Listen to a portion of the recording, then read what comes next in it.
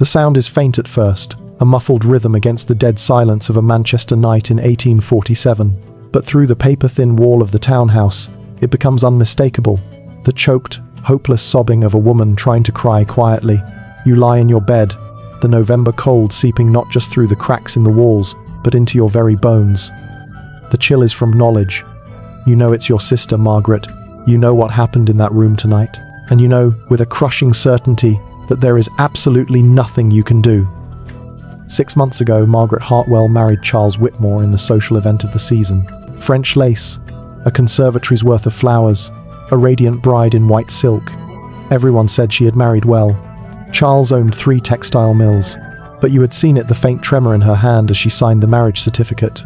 Now, those same hands, and often her throat, bore the faint, yellowing remnants of bruises that never seemed to fully fade. The sobbing stops. The heavy, familiar tread of Charles's footsteps crosses the floorboards. A door creaks, and then, silence. In the morning, Margaret will descend for breakfast in a high-necked dress, powder carefully applied. She will pour tea with steady hands and ask about the weather. Charles will read his newspaper. No one will speak of the night before because in Victorian England, a husband's home was his castle, and his wife was its most prized and utterly defenseless possession. This is the truth of Victorian marriage, stripped of the romantic veneer of literature and period dramas. It was a legal, economic, and social trap, disguised as a sacred union. At its heart was a simple, brutal legal fiction that dictated the lives of countless women like Margaret. The moment she said, "I do," Margaret Hartwell ceased to exist. Sir William Blackstone, the era's great legal scholar, had codified this reality decades earlier in his commentaries on the laws of England. The principle was called coverture. The husband and wife are one person in law, he wrote, and that one is the husband. Think of it. A woman's very legal existence was suspended for the duration of the marriage. She was a clock that stopped ticking, a book closed mid-sentence. She became a legal non-entity, an appendage to her husband. The consequences were immediate and total.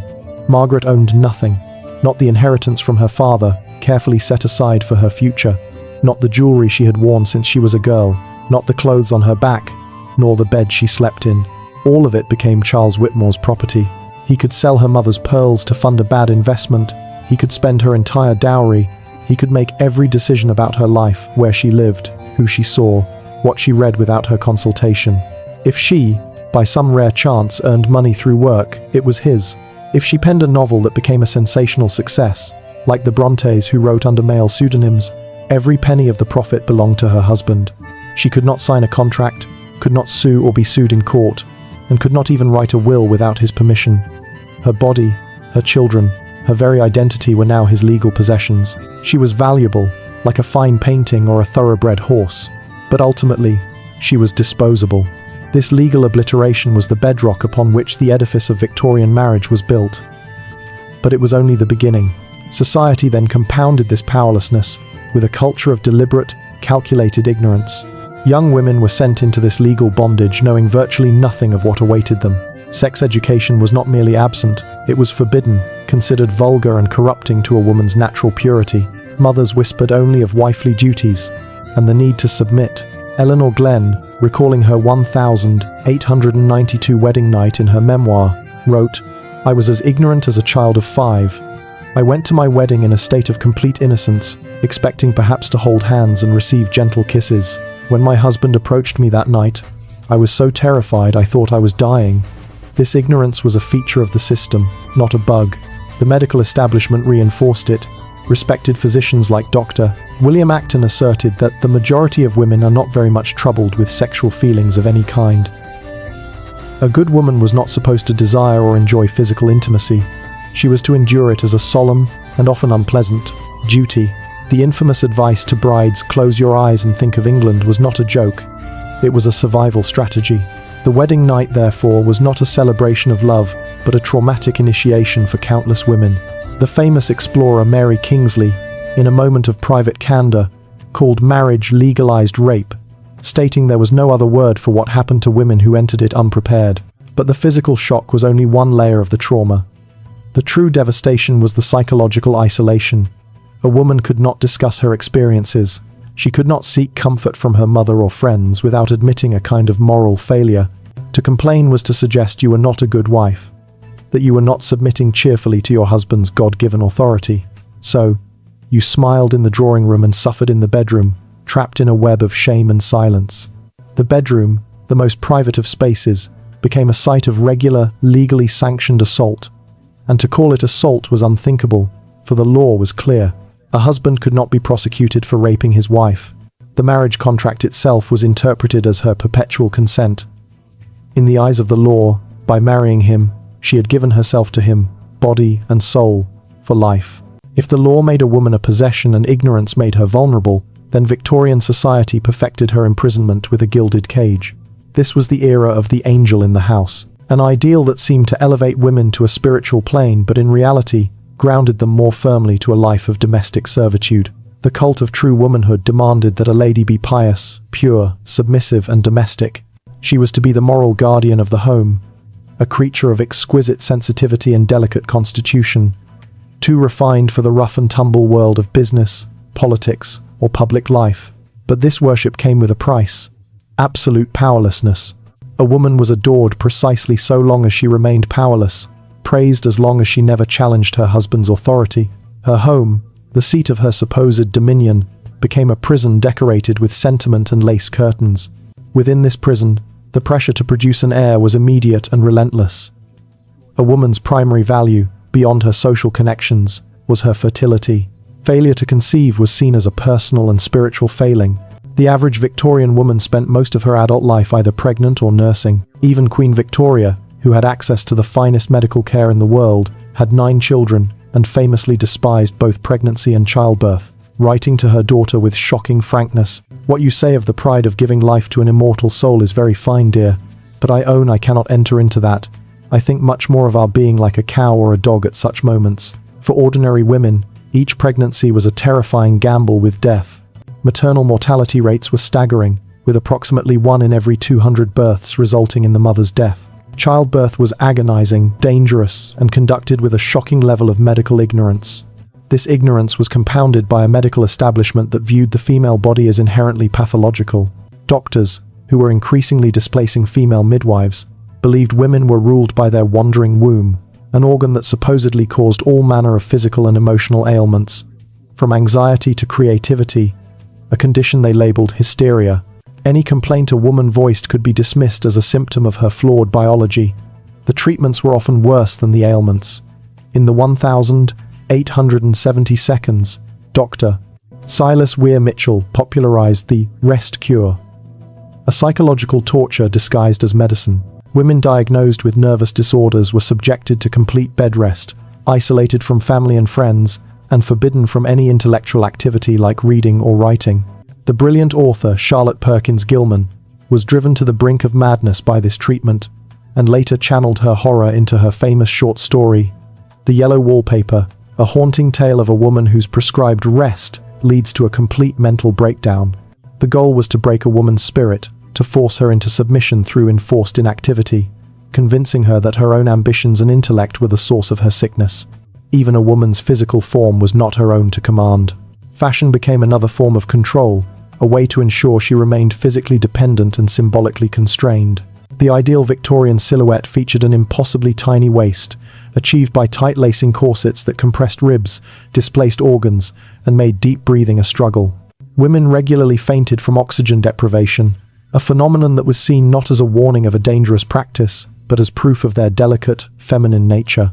The heavy, multi-layered skirts and restrictive undergarments made simple tasks like walking up a flight of stairs or getting into a carriage a cumbersome ordeal. A woman was literally bound, her movements restricted, her body reshaped to an unnatural ideal, her very breath controlled. She could not run. She could not work a physical job.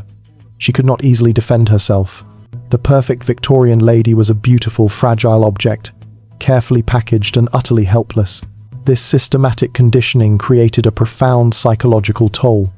Women internalized the message that their suffering was deserved, that their desires were selfish, and that their intelligence was unseemly.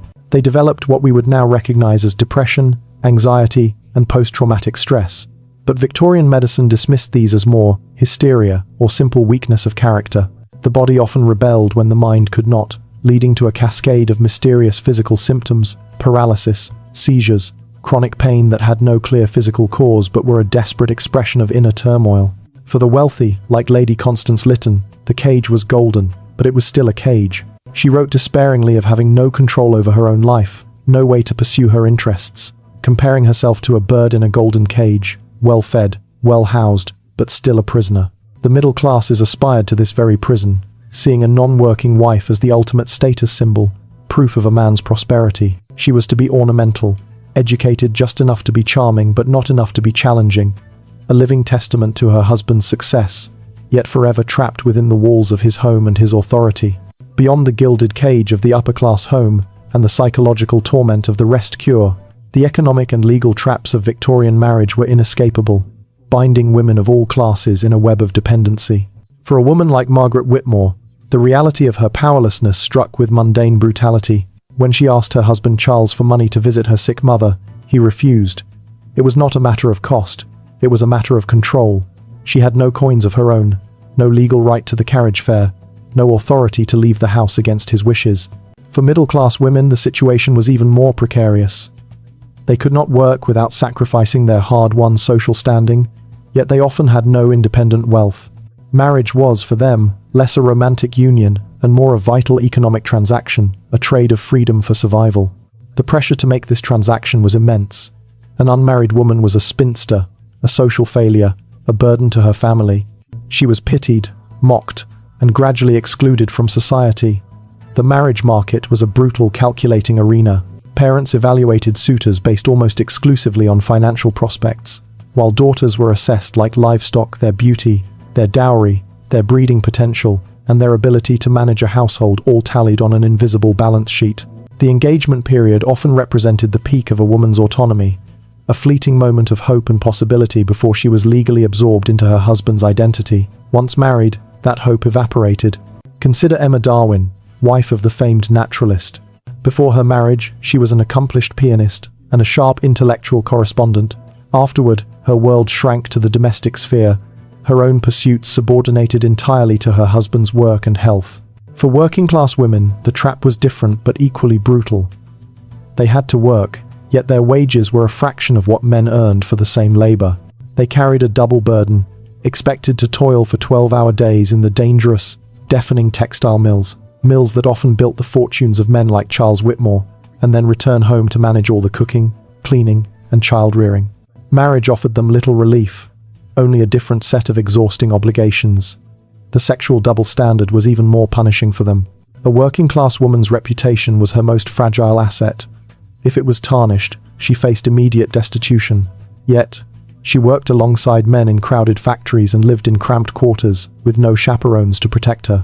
Pregnancy outside of marriage was a catastrophe, leading to job loss, eviction, and social exile.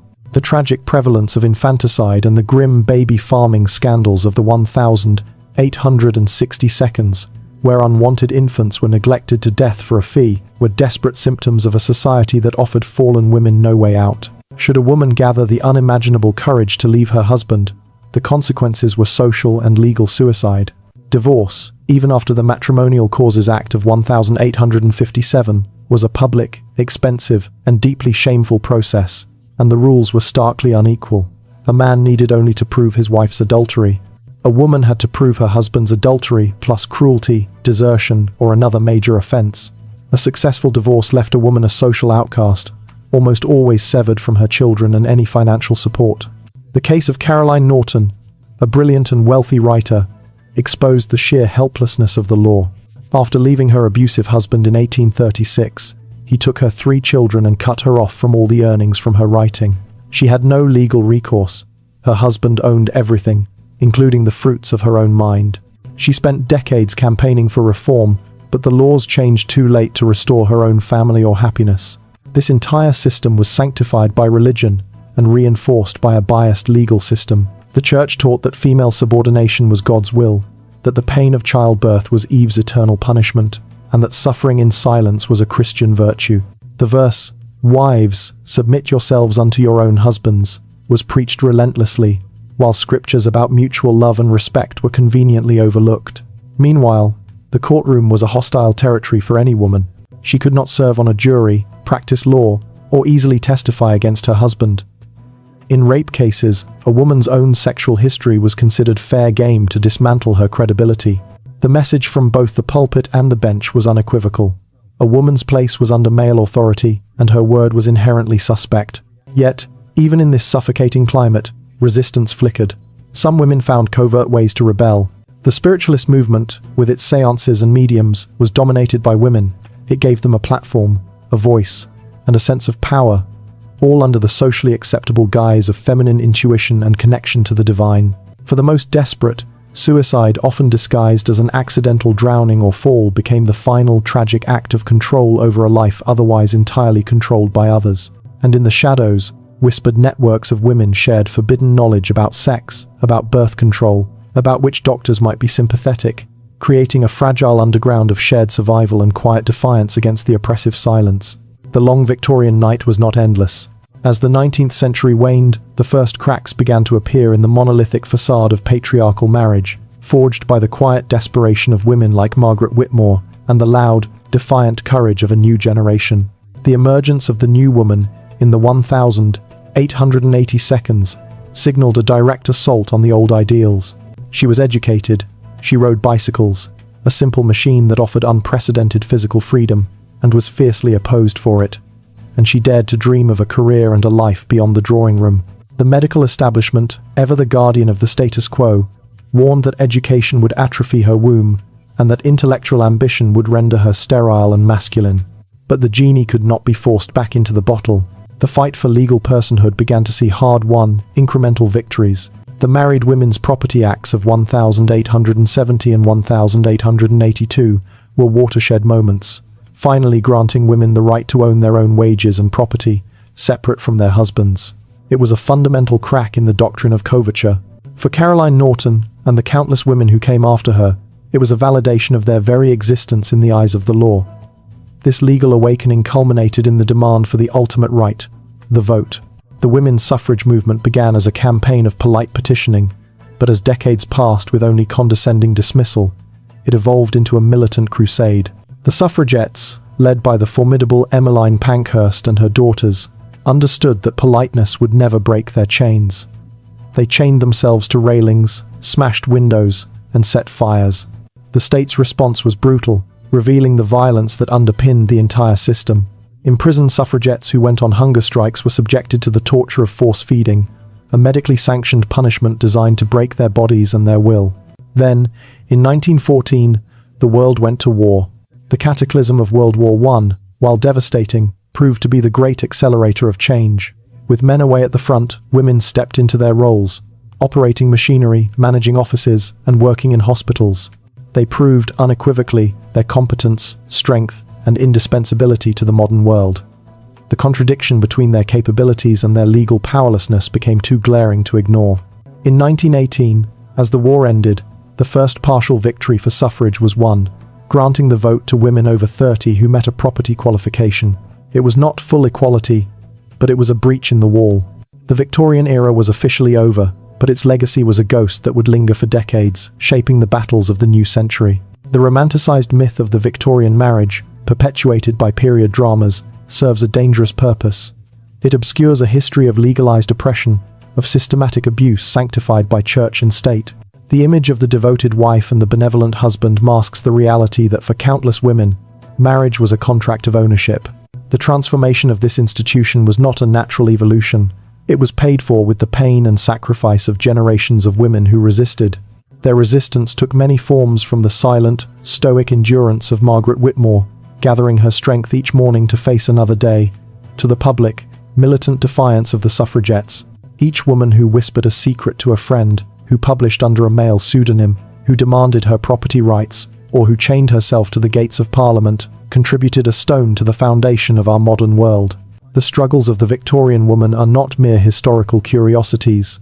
The same forces that justified their subordination, the economic dependency, the medical pathologizing of their discontent, the religious and cultural arguments for traditional roles are still wielded today in different forms. The fight for true equality, for a world where no woman has to hide bruises with powder or silence her voice for fear, is the direct continuation of their story. As we close this chapter, we return to that Manchester townhouse. The wallpaper is faded, the pattern worn thin from a woman's desperate gaze during sleepless nights. But in her quiet survival, in her small daily acts of courage, lay the seed of a revolution. The Victorian era is gone, but in every woman who refuses to accept less than she deserves, Margaret's resistance lives on. The struggle for human dignity, once confined behind lace curtains, continues. The stories of these women are not just relics of the past, they are the foundation upon which our present was built. If you found this journey into the hidden realities of history compelling, please help our channel, Quiet Historians, continue to bring these forgotten voices to light. Like this video, subscribe to the channel, and hit the notification bell so you don't miss our next exploration. We are so grateful that you've joined us from across the globe, connected by a shared curiosity about the truths that shaped our world. Thank you for watching and for listening.